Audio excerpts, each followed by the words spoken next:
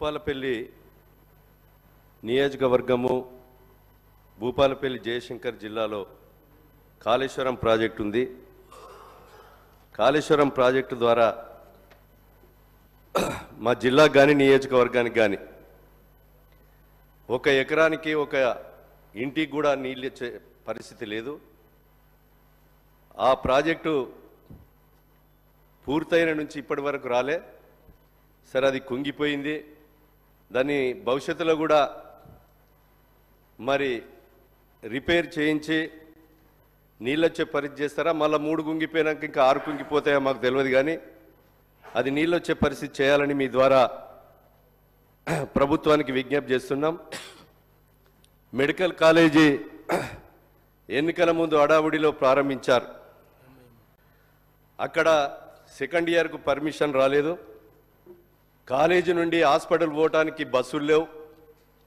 100 మంది విద్యార్థులు ఉన్నారు. ఆ విద్యార్థులకు హాస్టల్ ఫెసిలిటీ కూడా లేదు, లైబ్రరీ లేదు, తర్వాత ప్లే గ్రౌండ్ లేదు, బిల్డింగ్ కూడా పూర్తి కాలేదు. మీ ద్వారా అవి పూర్తి చేసి బస్సులను కూడా ఆడ సింగరేణి నిధులు సిఎస్ఆర్ ద్వారా బస్సులను కొనుగోలు చేసి మరి ఆ విద్యార్థులకు వసతి కల్పించి సెకండ్ ఇయర్ కూడా పర్మిషన్ ఇవ్వాలని విజ్ఞప్తి చేస్తున్నాం. 1 పార్టెడ్ బెడ్ హాస్పిటల్ ఉంది, సింగరేణి ఏరియా హాస్పిటల్ ఉంది. అవి తూటలేని తుపాకీ. డాక్టర్ లేరు, ఎంఆర్ఐ లేదు, సిటీ స్కానింగ్ లేదు, సింగిల్ డోనర్ ప్లేట్లెట్ మిషన్ లేదు, స్టోరేజ్ మిషన్ లేవు. మీ ద్వారా మరి డిఎంఎఫ్టి నుంచి కానీ సిఎస్ఆర్ నిధుల నుంచి కానీ ఖాళీగా ఉన్న వైద్య పోస్టులను నింపి ఒక ఎంఆర్ఐ, సిటీ స్కానింగ్, అదేవిధంగా సింగిల్ డోనర్ ప్లేట్లెట్ మిషన్, అదేవిధంగా ఒక స్టోరేజ్ మిషన్ ఏర్పాటు చేసి ఖాళీగా ఉన్న urology, nephrology, plastic surgery, gynaec, ortho doctor నియామకం చేసి ఆ సింగరేణి కార్మికుల అదేవిధంగా ప్రాంత ప్రజల ప్రాణాలు కాపాడే విధంగా చొరవ చూపాలని మీ ద్వారా విజ్ఞప్తి చేస్తున్నాం. అదేవిధంగా డిబిఎం 38 కానీ డిబిఎం 18 కానీ నీళ్లు రావడం లేదు.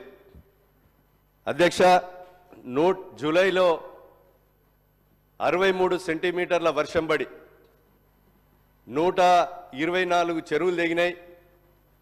అదేవిధంగా 6 మనుషులు చనిపోయారు, 1100 మూగజీవులు చనిపోయినాయి, 40,000 ఎకరాల్లో ఇసుక మేటలు పెట్టినాయి, 11,000 కరెంటు పోల్లు కొట్టుకపోయినాయి. గతంలో ప్రభుత్వము 6 నెలలు ఉన్నా 124 చెరువులలో ఒక 70 చెరువులు అక్కడికక్కడ మరమ్మతులు చేశారు, రిపేర్. ఒక 70 చెరువులు ఈ రోజు వరకు కూడా పోయిన వానకాలం పంట వేయింది, వేసంగి పంట వేయింది. మరి ఇప్పటికైనా 70 చెరువులను తమరి ద్వారా మంజూరీ చేయించి ఈరోజు వచ్చే వర్షకాలము పంట వరకు శాశ్వత మరమ్మతులు చేయించి ఏదైతే ఆ యొక్క రైతులను పంటలు పండే విధంగా చొరవ చూపాలి. 2000 ఇళ్లకు నీళ్ళొచ్చి అన్నమో రామచంద్ర అని ఇబ్బంది పడతా ఉన్నారు. ఆ నీట మునిగినటువంటి ఇండ్లకు ఏదైతే సురక్షిత ప్రాంతాలకు తరలిచ్చి వాళ్ళకు 2000 ఇండ్లను ప్రభుత్వమే కట్టించవలసిందిగా మీ ద్వారా విజ్ఞప్తి చేస్తున్నాం. అదేవిధంగా 6 మనుషులు చనిపోయారు, వాళ్ళకు కూడా ఎక్స్గ్రేషియా ఇవ్వాలి. మోరంచెపల్లెలో 18 మంది చిరు వ్యాపారులు ఉన్నారు. ఆ చిరు వ్యాపారులకు కనీసం రుణ సౌకర్యమైన కల్పించే విధంగా ప్రభుత్వము చొరవ చూపాలి. అదేవిధంగా మరి అప్పుడున్నటువంటి ప్రభుత్వం 1 రూపాయి కూడా అందియలేదు. మరి కేంద్ర మంత్రి కిషన్ రెడ్డి గారు వచ్చి ఏదో సాయం జరుగుతుంది అనుకున్నా కూడా కేంద్రం నుంచి కూడా 1 రూపాయి మోరంచెపల్లె వరద బాధితులకు అందివ్వలేదు.